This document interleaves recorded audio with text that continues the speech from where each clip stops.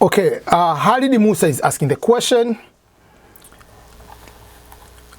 The question is very, very important question. What if you, the question is, let me read it again for those who haven't listened. EBM, about the work experience, what if I only have payment slip to prove my work experience? With that be accepted as qualification with no approval letter or contract? Please answer me. So let me explain this, something you have to understand. The purpose of proof of work experience is just in addition. It's not like to prove that, okay, to say that I worked on this one. The purpose to know that, okay, especially if you don't have good education, work experience you're going to do there is not about, they want to see what are the duties, what are the qualifications you have to hold that position. That is the purpose of work experience. They want to bring someone here who can be contributing something to this nation.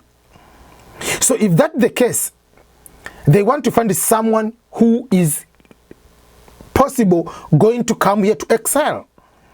So if you bring receipts, whatever, like how much money you made,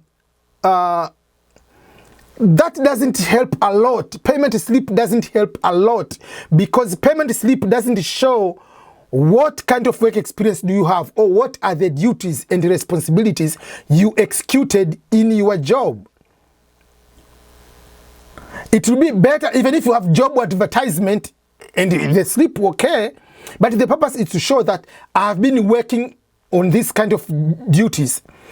But if you have bachelor degree or masters, it is a little bit understandable even if you don't have work experience. But if you don't have you don't have a good education, better to find whatever, anything another to show that you can write down these are my duties if you want, and along with the slip just in case. I think that you can be able to work.